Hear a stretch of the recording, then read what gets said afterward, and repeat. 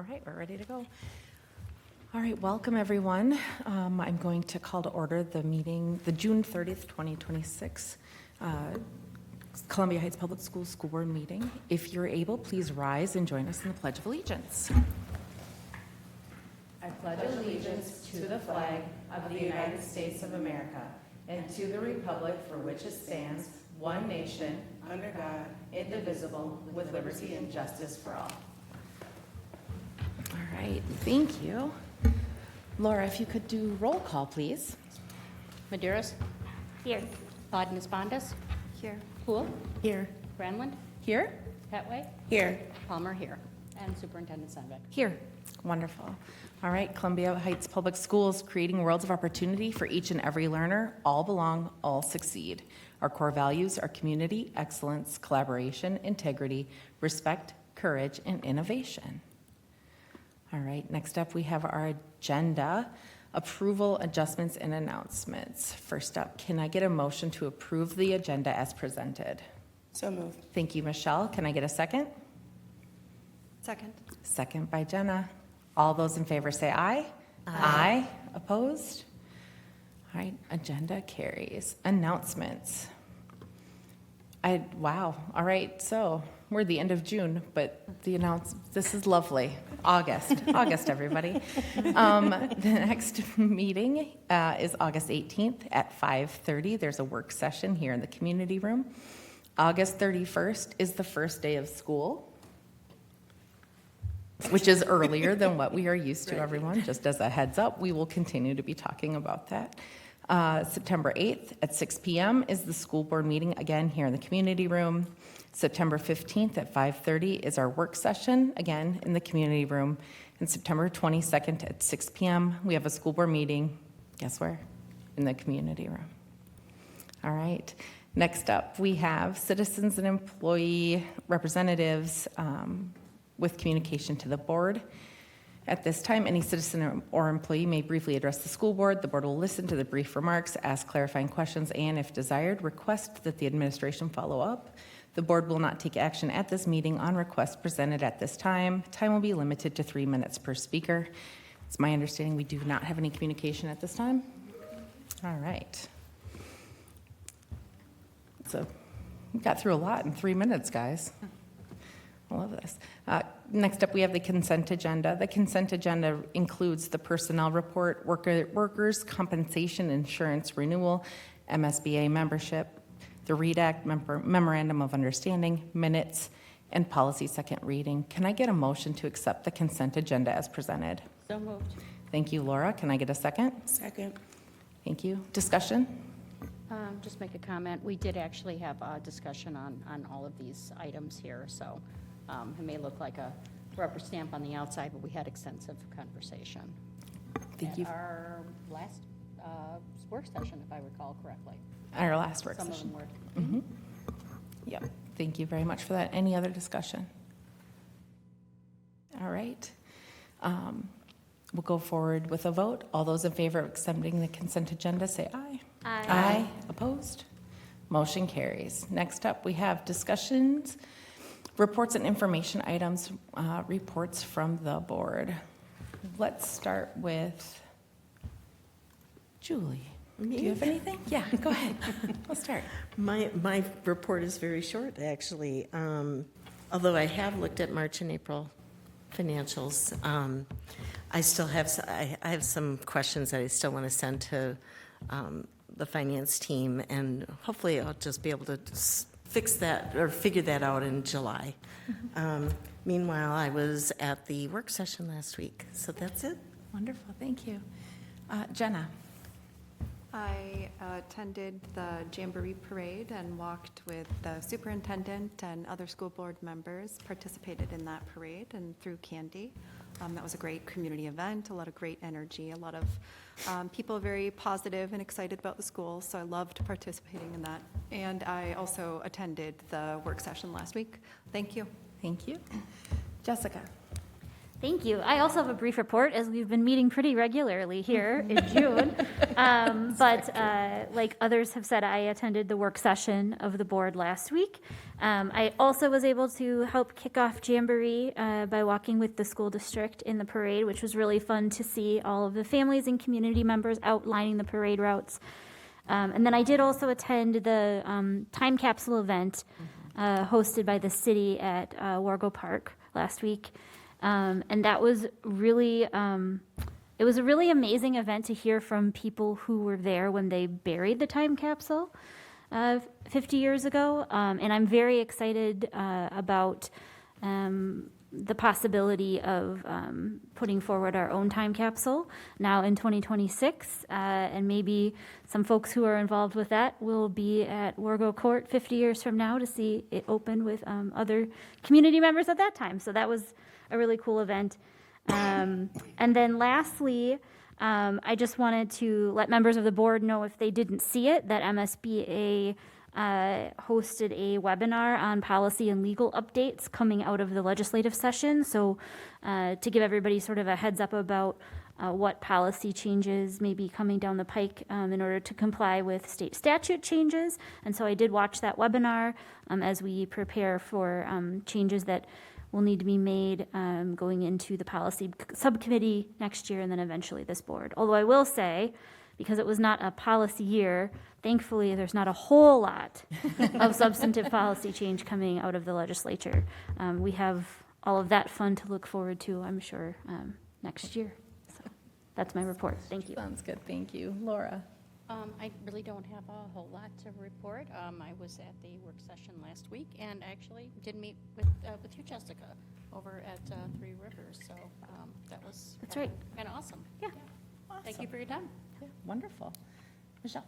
Yeah, I attended last week's work session as well. And I also attended the time capsule event. That was very, very fun because I was not even thought of in 1976. And so it's really nice to see all the things that they put in there and where their minds were and like the things they were trying to capture in that moment to make special 50 years later. It was really, really exciting to see everyone just like lean in when they opened it and wait to see what was in there and read some of the things. So that was something that I had the privilege to experience, having not even been a Columbia Heights resident my whole life. So I really enjoyed that. I also attended the Jamboree Parade and Carnival over the weekend. It's always awesome to walk in the parade and see so much love for the school district and teachers and, you know, our Teacher of the Year and our students who were with us, who were very, very enthusiastic about throwing candy. Yes, they were. So I love that they were there and really wanted to participate. And I've attended a couple of chair meetings and spoke with some community members and faculty members and things like that. Yeah, thanks. Wonderful, thank you. I also attended the chair meeting last week and this week, as well as our work session. I also was able to attend the time capsule. That was so much fun. And it was really amazing to hear Malcolm was there, and he had so much to share about where Columbia Heights has started and where we have grown. So it was a lot of fun. I was also able to attend the Triple Threat performance, which was through our community ed for our students to perform. So they did a really wonderful, I mean, for just having 4 days to practice, they did a full choreography and song of Hamilton highlights, which are not easy to do. So it was so much fun to be able to see like just how far they've come in such a short amount of time. A lot of that, there were a lot of students that have already been involved in our theater programs. So again, it's just, it never ceases to amaze me. Our theater program is so fantastic. Super excited about that.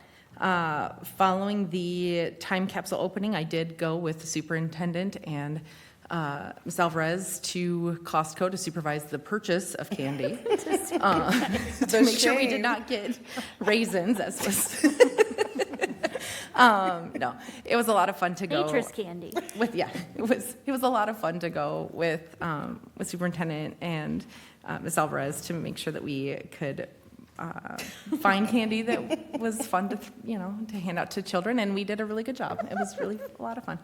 And now this is all on video. And then I was in the parade. I did not walk in it for the first time in I think probably 6 or 7 years.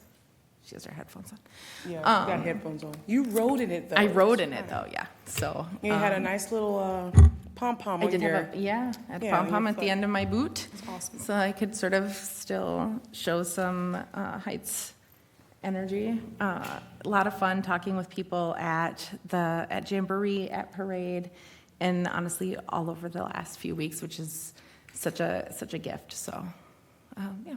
So that is my report. Superintendent Stenbeck. Thank you. The Legislative Action Committee on Compensatory Revenue met last week, and, we're whittling things down and coming to some agreements, but have found that there's still more work to do prior to the final report in October. So we're going to have some July dates as well, and we'll be meeting again to just narrow some things down. We're also doing some additional subcommittee work and writing work, so that continues. The time capsule event last week was really incredible, just so remarkable, and I was so glad that so many people were able to be there of all the different generations, and I hope that the students that were there will be there in 50 years' time to see the next time capsule, and we'll be working on that here. And then, the whole community coming out for the Jamboree Parade. I don't know, it just seemed really extra remarkable this year, and I'm wondering if that's because of the Valley View staff wearing the big inflatable costumes the entire parade. There was something about it that, the kids were like so excited to see their different staff members, and there were just a lot of Columbia Heights Public School staff and students, of course, walking the parade, which made it really fun. So fun to see, previous staff members too that were lining the streets, and it's a really great time to catch up with people. So thank you. All right. Moving into action items. First up, we have Emily Gardner, the Teaching and Learning Lead Coordinator, to talk to us about a curriculum update. She is on Zoom. Yes, thank you. Good evening, Chair Granlund, members of the board, Superintendent Stenbeck. I am here this evening to seek approval of Health Smart as the health curriculum for grades 6 through 12, as presented at the June 16th board meeting. All right, wonderful, thank you. Okay, so as was stated at our last meeting on June 16th, we were presented with information on the curriculum development process for analyzing the grade 6 through 12 health curriculum. The recommendation from the group and committees is to seek approval. So can I get a motion to approve the curriculum update that was presented on the 16th of June? Move approval. So moved. Can I get a second? A second. Second from Michelle. Discussion. Go ahead, Julie. I just want to inform families who may have a disagreement with some of the content of the health package curriculum that they have options to opt out of that curriculum. And so be aware that that is always an option here at Columbia Heights Public Schools, and that if you have any questions about that, reach out to your School principal. school principal. Yep. Thank you. Yeah, thank you for that. Any other comments? Go ahead, Jessica. Just two things that I wanted to note from our prior discussion at the last meeting. One is that Health Smart, while we're looking at approval of the curriculum for 6 through 12, Health Smart is the elementary version of that curriculum is implemented in our district now. So we, in approving this, we'll have some alignment between those two curriculum. And then secondly, there was a great deal of feedback sought from our teachers as they were exploring different curriculum options. And so I thought, while we did have extensive discussion at the last meeting, those were two important points I thought it was important for families to know. So thank you. Thank you. I will just add quickly, we also sought out family and parent feedback on it as well as Through teachers. the, Yeah. whatever that acronym is now. Parker. Thank you, CACR. No longer World's Best Workforce, CACR. Michelle?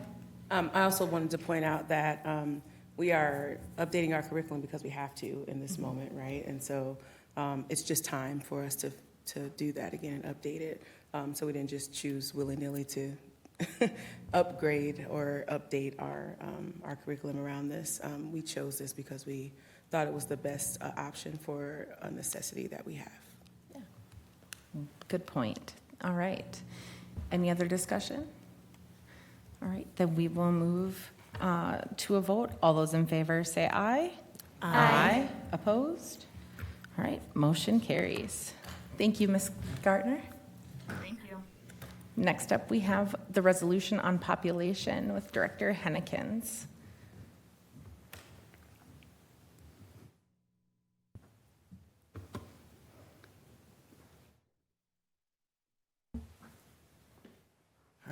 Thank you, Chair Granlund, members of the board, and Superintendent Stenbeck. For community education, our revenue that we receive through the levy has different components, and that's based on census data. And so it adjusts every 10 years, but in the middle of that 10-year period, if the population increases, we can pass a resolution by the board and get access to that additional revenue, since it is a per, not per pupil, but per our population. And so we've brought this before, I think 2 years ago, for an increase because our population went up, and it has again. It's about 120 increase, so it's not a lot of additional revenue. It's just over $1,000, but it is additional revenue that we can access because our population has increased. So this evening, seeking approval of the resolution, and once this has been approved, we can send it to the county, and we can gain that adjustment and access to those additional dollars. All right, thank you. I'm going to read the resolution, and then I'll make a motion. Excuse me. Resolution certifying the population estimate for the 2026 payable 2027 levy of Independent School District 13, whereas the Independent School District number 13, Columbia Heights Public Schools, has experienced an increase in population from the 2020 census figure of 27,904 to the current census figure of 28,024, as determined by the state demographer. Be it resolved by the School Board of Independent School District number 13 that the census figure of 28,024 be certified to the state demographer for approval for use in the 2026 payable 2027 revenue calculations. Can I get a motion to accept the resolution? So moved. Thank you, Julie. Can I get a second? Second. Second by Jenna. Discussion. I think I would just say really quickly, it may be a small amount, but at this point, we will take what we can get. Yeah.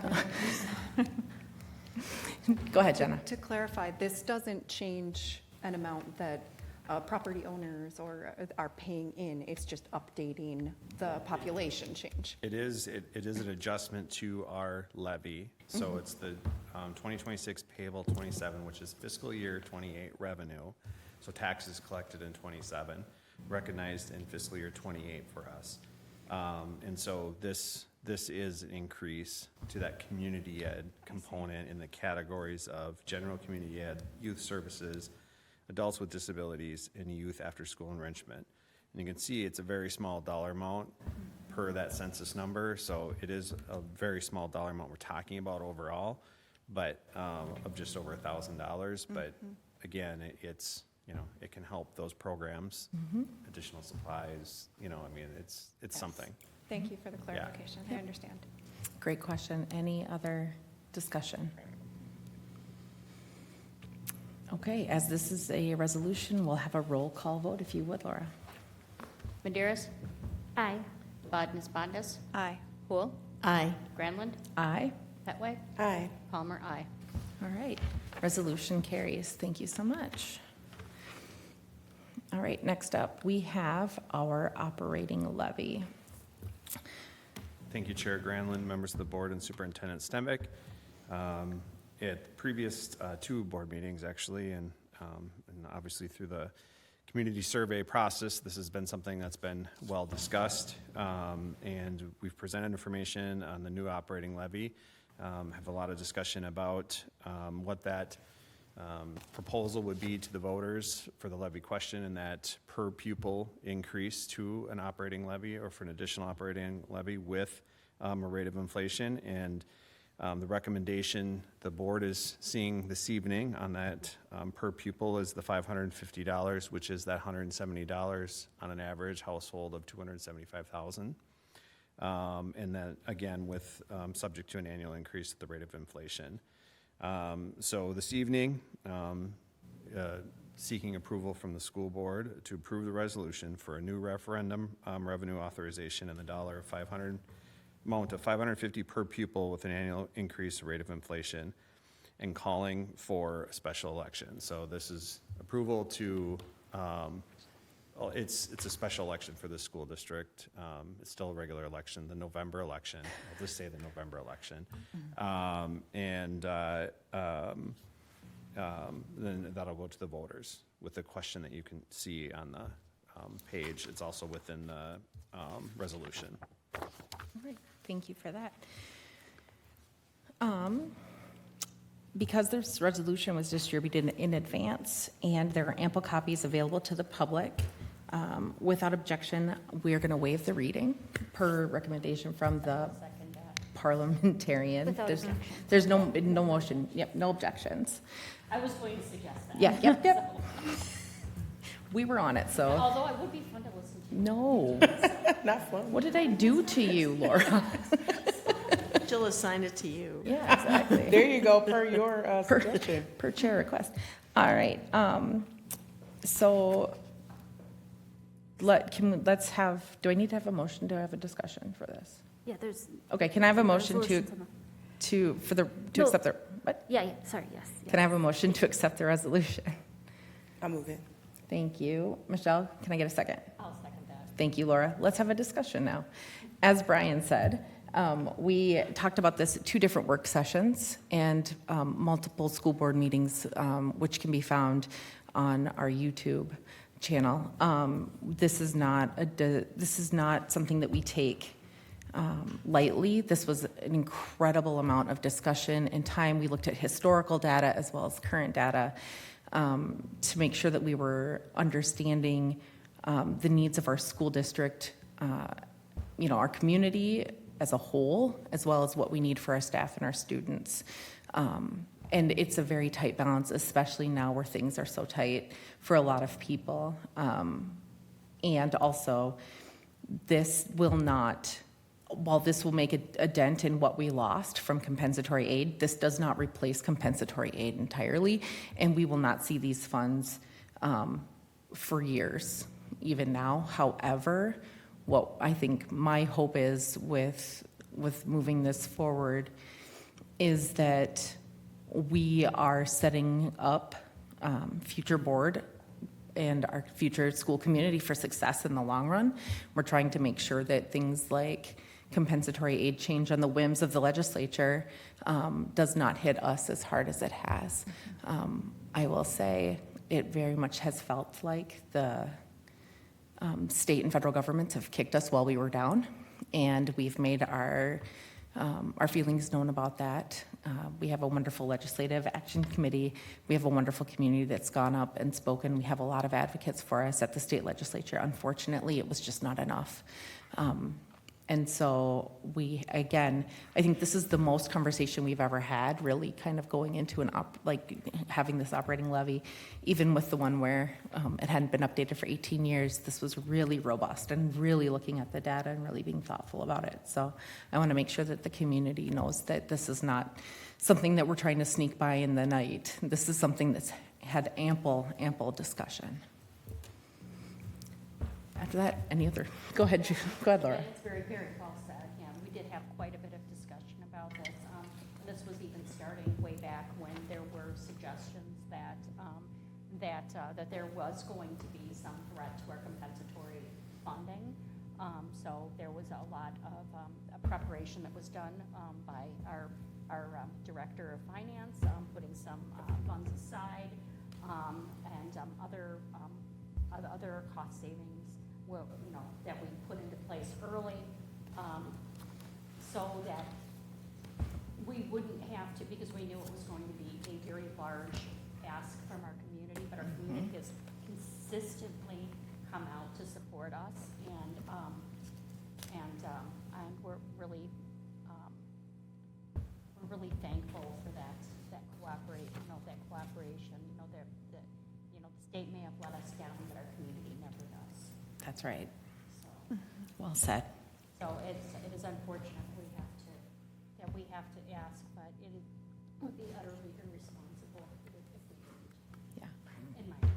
Yep. Well said, In Laura. my opinion. Well said. Thank you, Julie.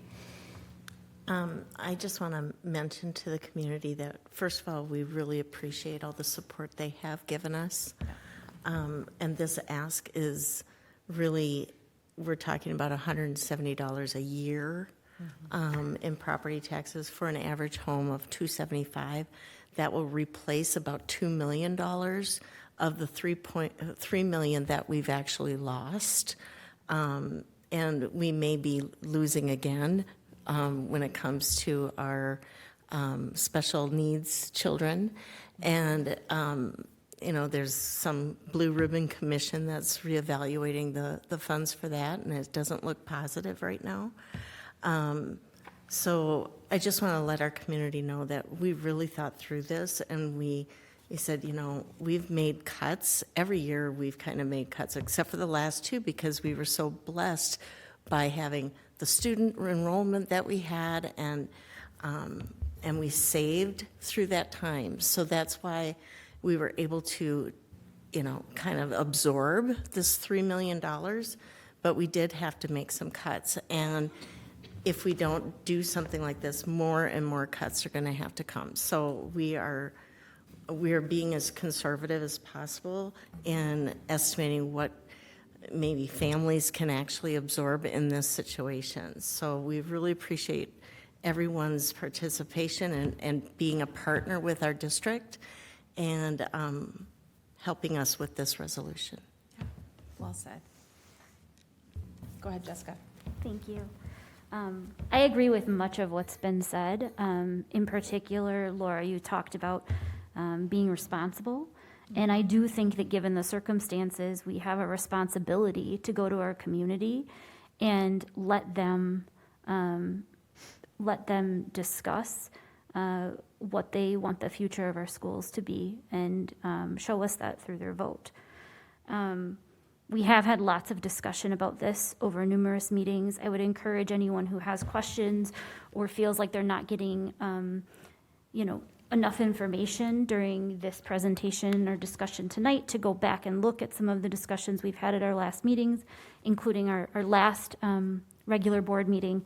I talked at length at that meeting. I'm not going to subject you all to a 10-minute speech again this evening, but I did just want to reinforce a couple of points that have been said in previous discussions and also around the board table today.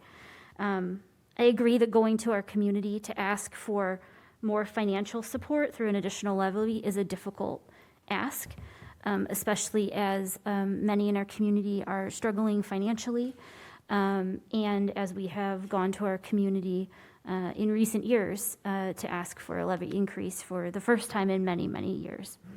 That levy ask was really to help make our schools stronger, so we would be in a position where we could not have to cut essential programs and services across our district. And as a board, we have managed those funds, and we have reallocated as we need to invest the things that help our students achieve and help retain our staff. We really did not want to be here. I don't think any of us around the table wanted to be here and have this discussion. But at the last board meeting, I talked about the partnership that exists between our community and our district and the state. And unfortunately, when the parameters of that partnership change so drastically to the tune of $4 million, there is not a way to absorb those funds, that cut in perpetuity. We cannot cut our way out of this. We are still going to have to make cuts, and that's the hardest part for me about this ask, is to ask the community to support our kids in our district with additional tax dollars, knowing at the same time we're going to have to continue to make cuts. I know that we have some hope and some opportunity over the next legislative session to really continue to advocate and to share with lawmakers the very real faces of the impact of these cuts. And so hopefully we will not have to make deep cuts year after year, as many in our district have experienced. But I just want to be very clear that the amount of money from compensatory, and Julie, you talked about what might be coming down the pike for special education dollars and cuts there. That amount of money to our district is, an entire elementary school of teachers. That is not, so when I say that we can't just cut our way out of this problem or absorbing the money that we're losing from the state, that's what we're talking about. And so we really are in a situation that is more than challenging. I wouldn't say dire, but more than challenging. A situation that none of us wanted to be in. And it's what's driving having to make this decision tonight. So I just wanted to reinforce those few points before we continued our discussion and took a vote this evening. Thank you. Well said, thank you. One other thing I wanted to add, again, touching on that responsibility piece, there is another school district in the metro where parents organized because the school board did not want to ask these questions of the voters. Again, I think this is the moment, right? We don't want to do this, and also we know our families and our students and our staff don't want more cuts either, because again, you're right. We cannot cut our way out of this, and that's a brilliant line. Very well said. So I think again, there are communities where these aren't even being put to the taxpayers, to the homeowners, to the community members to make these decisions alongside us. This is us asking them to be partners. So well said, everyone. Any other discussion? All right. If there's no more discussion, we'll move into a roll call vote, if you would, Laura. Maderas. Aye. Bodnas. Aye. Poole. Aye. Granlund. Aye. Betway. Aye. Palmer. Aye. All right, resolution carries. Thank you. All right, next up, we have our preliminary budget with Director Hennekens. Thank you, Chair Granlund, members of the board, and Superintendent Stenbeck. Let me share the right screen here.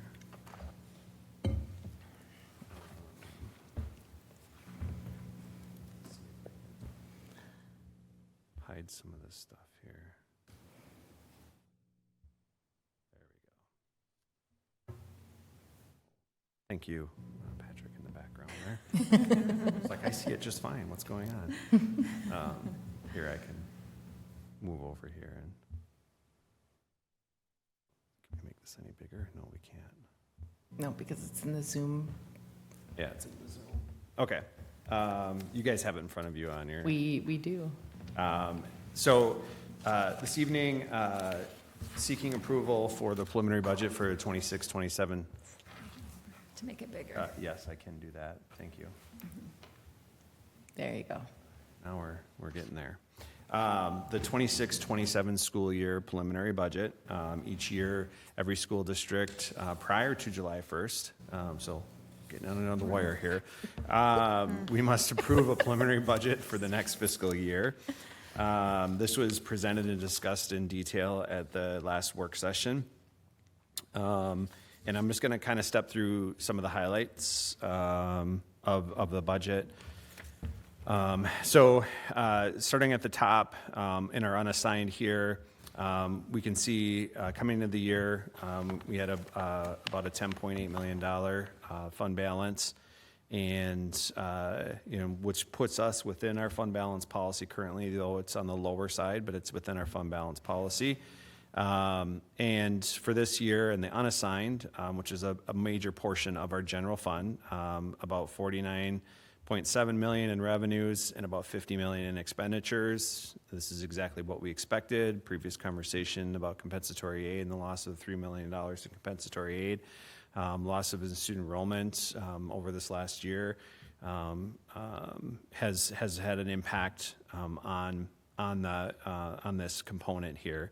So, our expenditures exceeding our revenues about $350,000 in the unassigned portion of the budget. And the restricted area, we see that this conversation about compensatory aid. So it's about $6.4 million in compensatory aid. Previous last year it was about $9.4 million. So that's about that $3 million difference in our compensatory aid. And our English learner revenue did go up for this year, for this next year, which is fantastic. That per pupil amount went up, so that really helps with our English learner cross subsidy. So that was a revenue increase for this next year, and really pretty much the only area of revenue increase for the most part. The rest of these in this category are roughly about the same, so I don't really want to go over them as far as our revenues and expenditures on each year.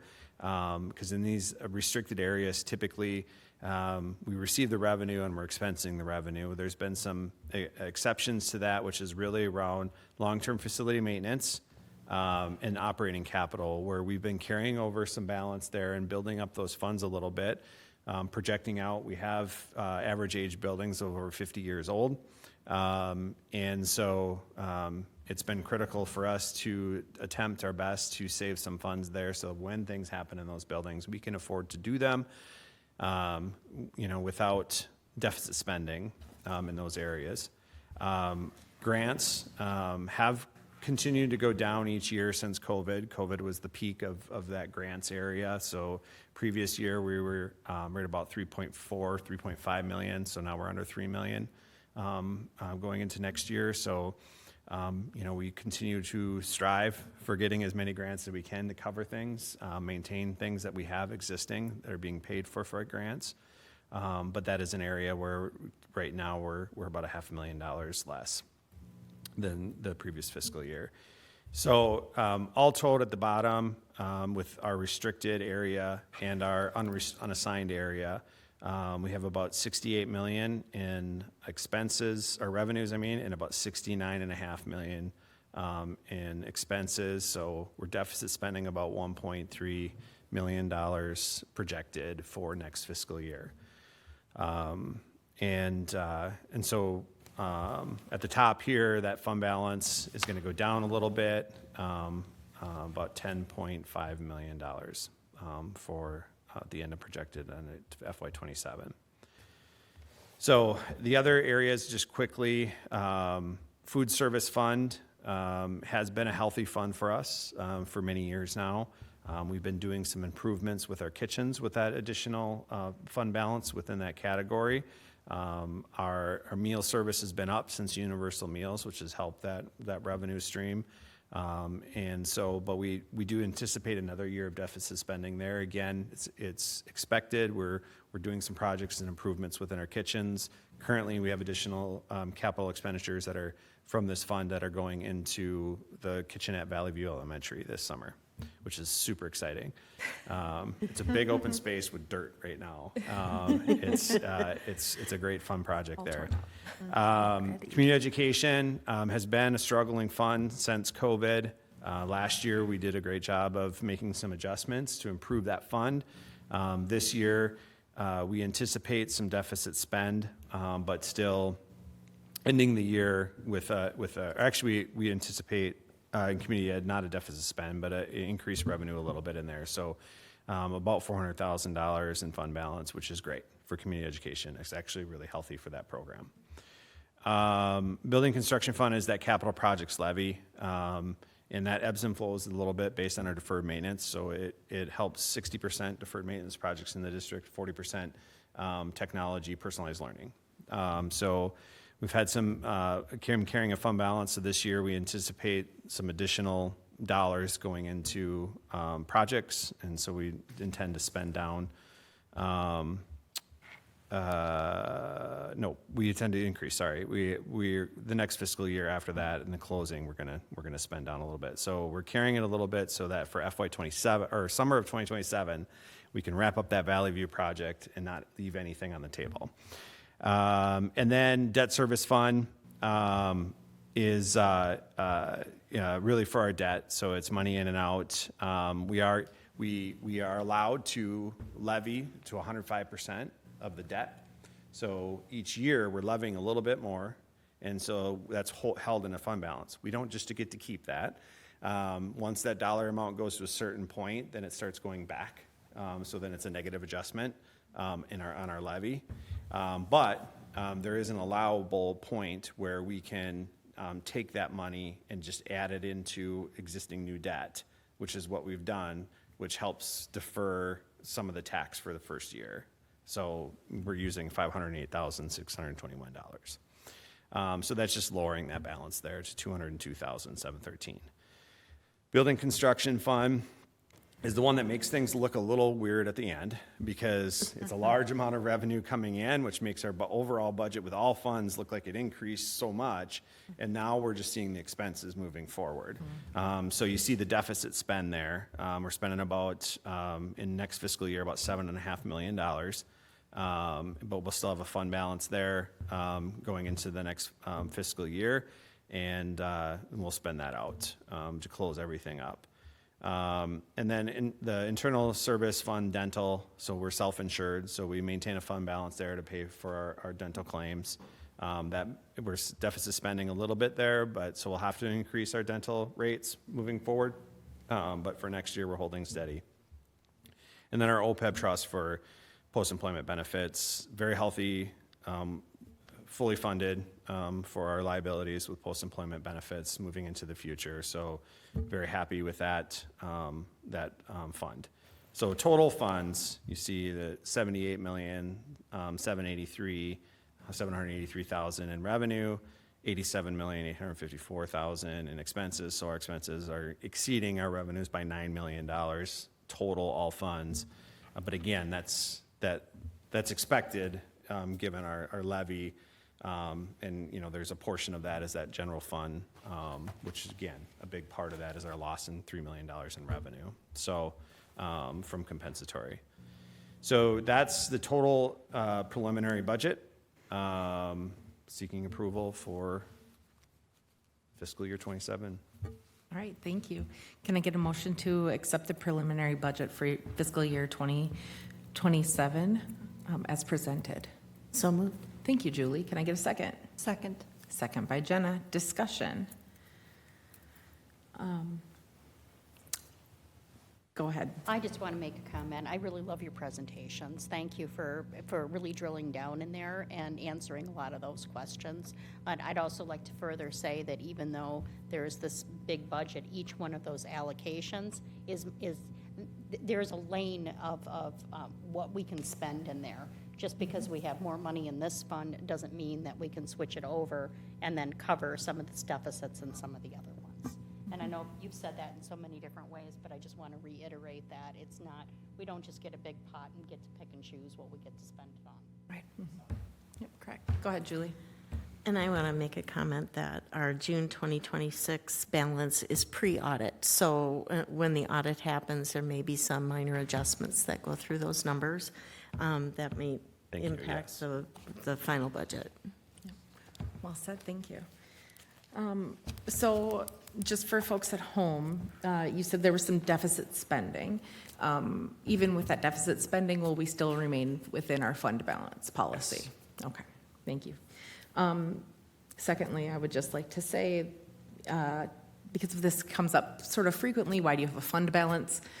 Well, we have a fund balance because it's state statute, we're required to, but why do we have a bigger one? It's so that we can weather the whims of our state and federal government.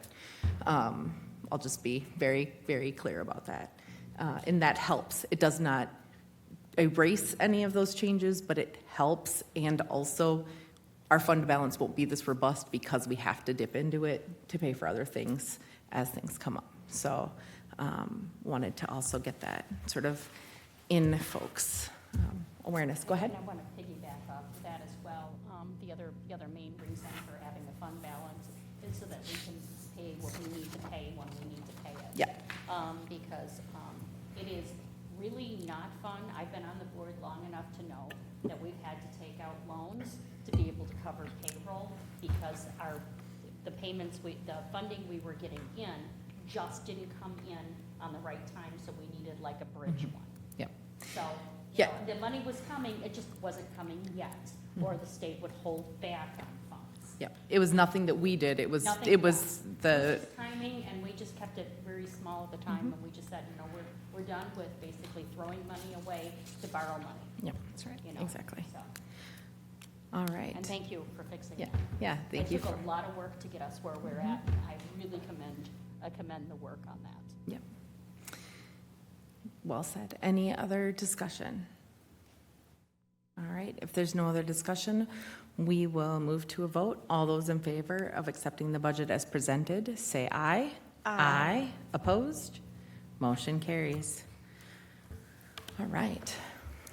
Next up, my gosh, it's you again, Director Hennekins. If you would talk to us about technology device purchases. Minimize this, there we go. Okay, very good. Thank you, Chair Granlund, members of the board, and Superintendent Stenbeck. So this last item kind of caught us by surprise a little bit on its amount for this year, but so every year we purchase technology devices, and we purchase different devices for different things. We have a replacement cycle for things. This year is our big year for staff devices because we do replace in 1 year all of our elementary staff devices, and we have a 5-year replacement cycle for them. And so, and 5 years feels like a stretch to everybody. It really does, but you know, it's an affordability thing. So 5 years. So when we purchase, we do look at, you know, resources that we're putting in the devices to ensure that, you know, that longevity is there as well. And we saw this year a 20% increase in the cost per device, which Surprise. is massive. This came so late this year because Corey was our Deputy Director of Finance, was spending a lot of time trying to find different contracts, different ways to slice and dice the build of the device to try to save money, which we did save some, but it's still a 20% increase. So it was closer to 25%. We were down at 20%. So it exceeds, the single purchase exceeds by far our $175,000 bid law limit. But it is a pre-bid contract that we're going off of, but the board is only giving me and the superintendent authority to purchase up to $175,000 without approval. So that's why I'm seeking approval for the purchase of staff devices for next fiscal year. The purchase price of $336,300. The budget that's funding this is the capital projects levy. Is the budget that's funding this for technology. So again, seeking the Sourcewell pre-bid contract through CDW for fiscal year 27 staff devices approval. All right, thank you. Can I get a motion to accept the technology device purchase as presented? So moved. Thank you, Michelle. Can I get a second? Second. Second. Second by Jessica. All right, discussion. Go ahead, Julie. So you said it's been 5 years. Do we not have this on a rotation where every 3 years we're getting, you know, so we don't have a big hit in every 5 years that we could? So we break up staff, you know, basically so that we try to best ensure that every staff member in a building for 5 years has the same device. So that, you know, there's no, you know, the science department has brand-new devices, and the math department has 4-year-old devices. It's that this building has new devices this year, and they keep those devices for 5 years. And the buildings are separated so that we're not being hit by all the staff in the district. Our previous mode, which has been worked for over a decade now, is we do the high school together, we do the middle school together, and we do the elementary together. And the only reason we've tried to stay the elementary together is as the elementary teams are all working together, because we are a small district, they're all working with the same devices. So there's not a difference there. And the devices that we're purchasing this year have exactly the same resources as last year, which we increased the resources last year, but it is just 20% more expensive for those resources. We could have gotten the devices cheaper if we would have put less resources in there, but it makes no sense to do that because in 2 years I would have to spend money to add resources to the old devices. So it just because of how things work. Think of your cell phones, your personal computer. As time goes on, it works not as, the progression is a decline. So we're trying to make sure that we're falling within a parameter where it can be a successful device for 5 years. And it's just the realm where we're at. It's just increased so much.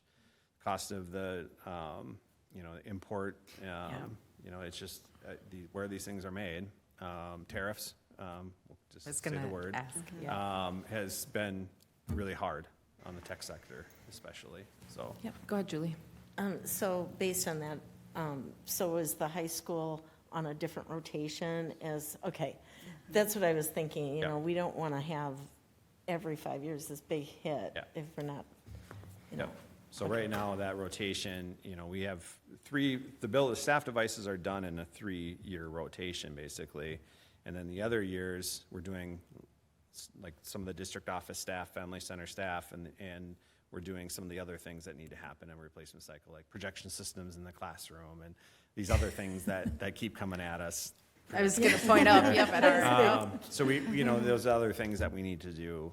So when we're not spending that money on staff devices, we're using that money for other resources for the teachers in the classroom. Yeah. Great questions. Go ahead, Jenna.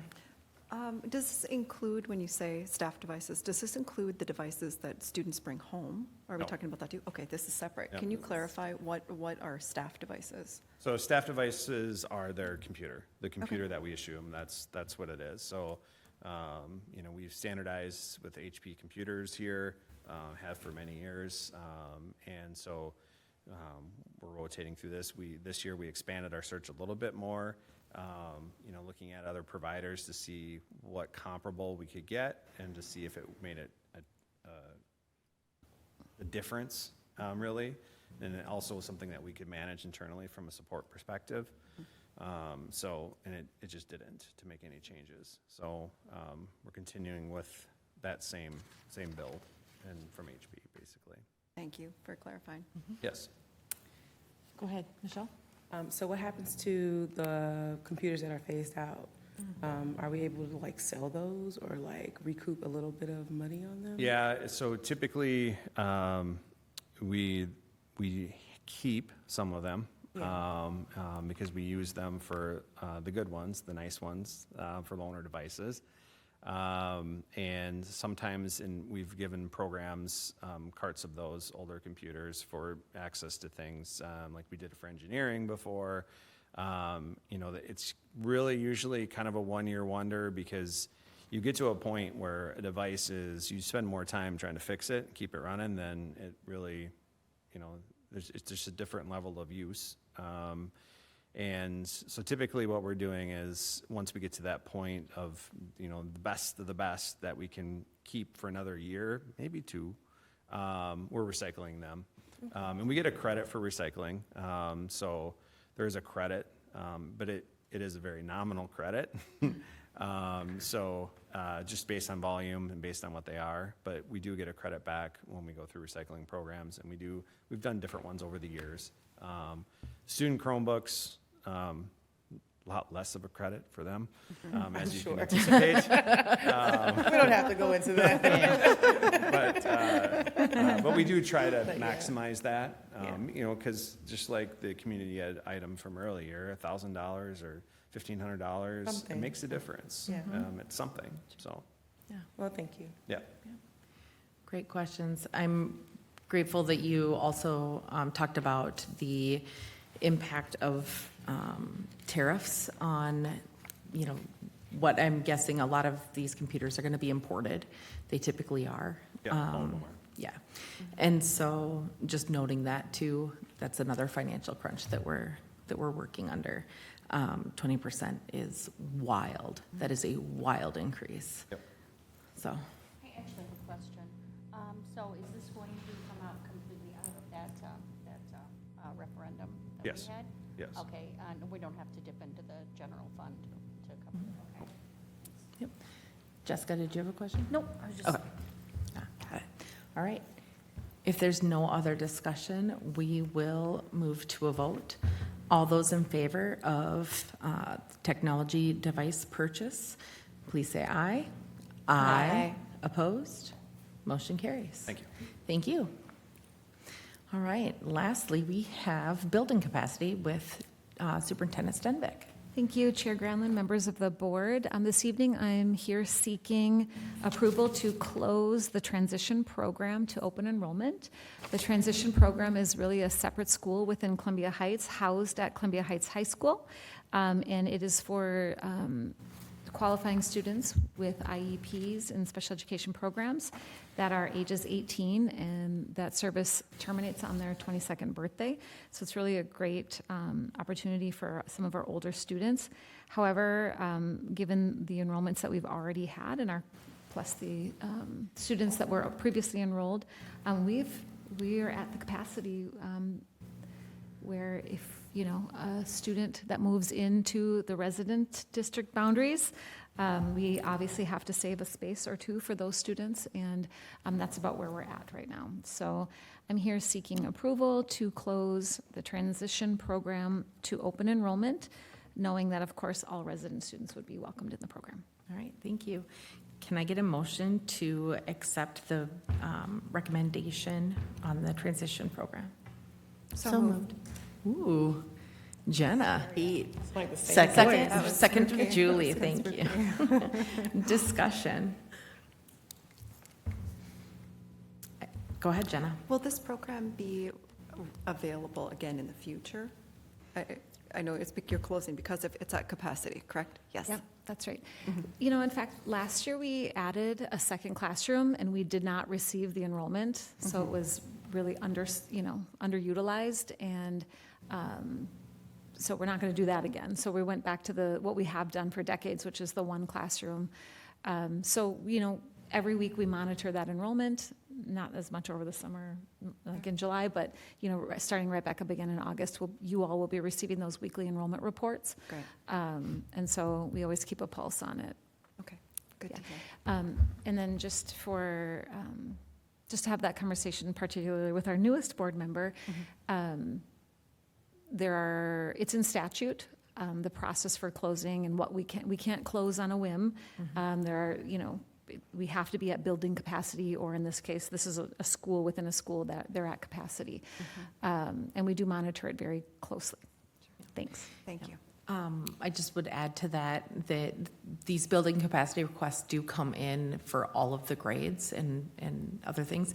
And as Superintendent Stenbeck said, we monitor that very closely, and there's those guide rails. And also, there have been plenty of times where we have closed and then opened, Right.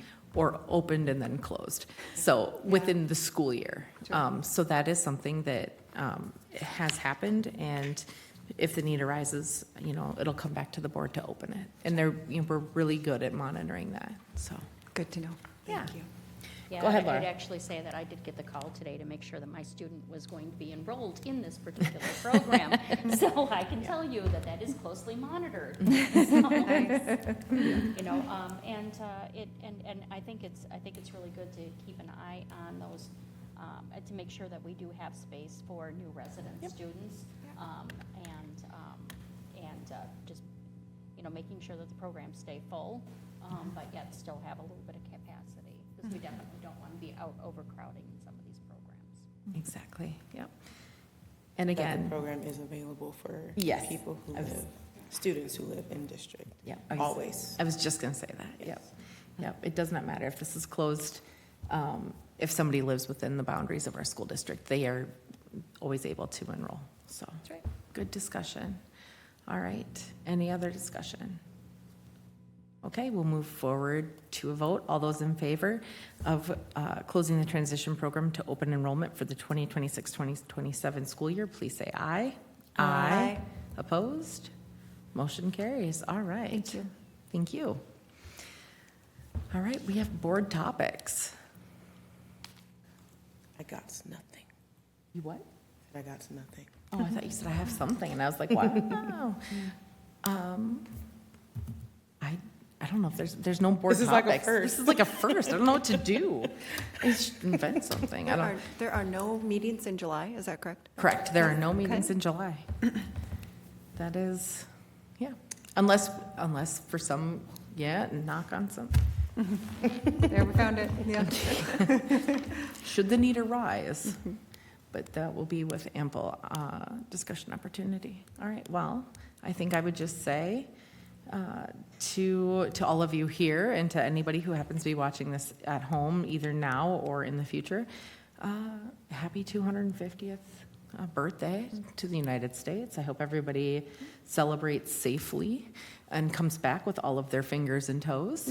And when we meet again in August. Otherwise, have a wonderful summer, everyone. And if there's no other board topics, we will move to adjourn at 7:01.